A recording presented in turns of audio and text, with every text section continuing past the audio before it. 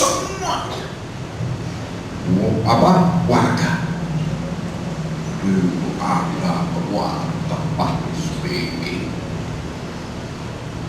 bikin dalam acara hall itu ada ide lagi. Iblis melemparkan ide begini, ini nanti sebentar lagi orang-orang yang sempat menangi hidup sama 5 tokoh ini masih ingat wajahnya. Lah nanti kalau sudah anak-anak orang-orang ini meninggal, anak-anaknya nggak kenal lagi. Apa ini nanti lupa. Hilang nilai-nilai kepahlawanan orang ini. Oh iya ya. Wah kalau gitu diukir saja di batu wajah orang-orang di 5 tokoh diukir persis. Jadi yang ukir, yang ingat pernah ketemu sama 5 tokoh ini diukir persis. Terus ukiran itu ditaruh satu persatu di atas kuburan 5 tokoh itu. Wah, acara haul tambah besar, tambah banyak, tambah luas wilayah yang mendatangi acara haul itu, tambah meludak kemana-mana. Iblis membuat ide, saran. Oh iya silakan.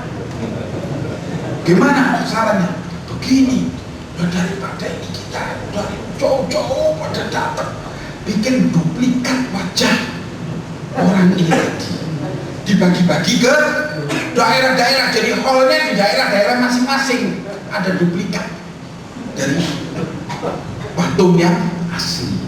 Wah ini bagus, bikin duplikat dibagi-bagi ke daerah-daerah. Jadi hallnya tidak lagi di kuburan orang ini tapi di daerah masing-masing. Terus begitu meninggal generasi pertama ini, ya, yang pernah belajar sama 5 tokoh ini, meninggal anak-anaknya nggak ngerti, meninggal nggak mewariskan ilmu, anak-anaknya nggak ngerti. Nah mulai iblis main, kau harus mewarisi nilai-nilai warisan nenek moyangmu ya. Nenek moyangmu itu sangat menghormati patung-patung itu, karena patung-patung itu punya nilai keramat. Jadi kau harus memberi sesajian dan sebagainya ke patung-patung. Begitu ya? Iya, ini otentik ini, berita otentik, data sejarahnya A1 ini, katanya iblis. Akhirnya semula hanya untuk mengenang 5 tokoh ini tadi, akhirnya jadilah itu patung sesembahan menjadi Wad dan Suwa'an, Yahuda, Yahuqa dan Nasra. Ini patung-patung di kaum tersebut. Mulailah di situ syirik terjadi. Ini hawa nafsu. Prosesnya sering terus bilang, tidak langsung butuh gitu, tidak. Iblis menyeret Bani Adam kepada syirik. Nah kalau sudah syirik, inna syirka la dzulmun adzim. Sesungguhnya syirik itu adalah kezaliman yang paling besar. Maka akibatnya mulailah mereka menyembah berhala. Turun nabi Allah menenangkan Rasul pertama yang menghadapi syirik, yaitu Nuh alaihis salam. Nuh mendapati kaumnya menyembah 5 berhala itu. Kalau nabi-nabi sebelum Nuh yang menghadapi syirik, ya. Tapi kalau Nabi Nuh ini Rasul pertama yang menghadapi syirik. Wah, di situ pro dan kontra terjadi. Nah, akhirnya waqtalafu fil aqaid.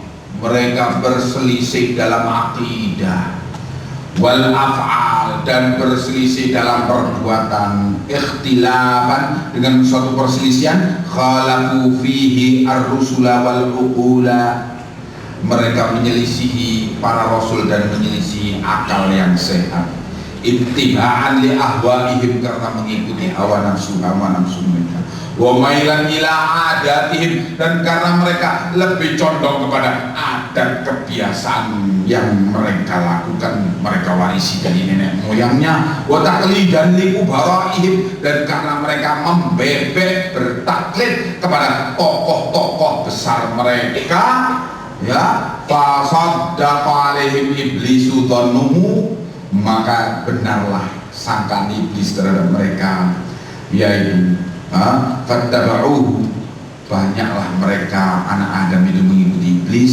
illa fariqan minal mu'minin, kecuali sekelompok kecil dari kaum mukminin. Nabi Nuh berdakwah bukan setahun 2 tahun, tetapi 950 tahun. 950 tahun dakwah dengan berbagai cara, dakwah dengan keras, dengan lembut, dengan tersembunyi, dengan terang-terangan, dengan segalanya. Yang ikut sama beliau 150 orang tok. Setelah 150 orang itu turun ayat kepada Nuh, wahai Nuh, tidak akan lagi beriman dari kaum sesudah ini. Nuh kecewa, dan karena sudah keputusan dari Allah diberitakan kepada beliau, Nuh tidak ada harapan lagi. Akhirnya Nuh berdoa, Rabbi la tadar alal ardi lil kafirina dayyara innahum lan yalidu illa fajiran au kafar. Wahai Tuhan, jangan kau tinggalkan di muka bumi ini satu rumah pun untuk orang kafir, binasakan sang anak cilik. Karena mereka itu, kata Nuh, tidak akan melahirkan kecuali anak turunan yang fajir, yang jahat atau kafir. Sikat saja ya Allah. Mereka itu, doanya Nabi Nuh luar biasa, dahsyat sekali. Maka Allah perintahkan Nabi Nuh untuk membuat perahu, dan ternyata di antara orang yang kena doanya Nabi Nuh, istrinya sendiri dan anaknya sendiri. Istrinya Nabi Nuh yang suka menggerogoti dakwah suaminya, dan ternyata istri yang jahat ini melahirkan anak yang jahat, ya, dan ikut kafir, maka binasalah istri Nabi Nuh dan putra Nabi Nuh.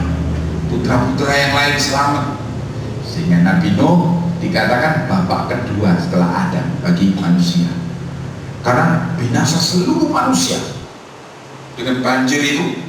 Seluruh manusia sebagaimana doanya Nabi Nuh, seluruh manusia di muka bumi habis tenggelam kecuali 150 orang bersama Nuh.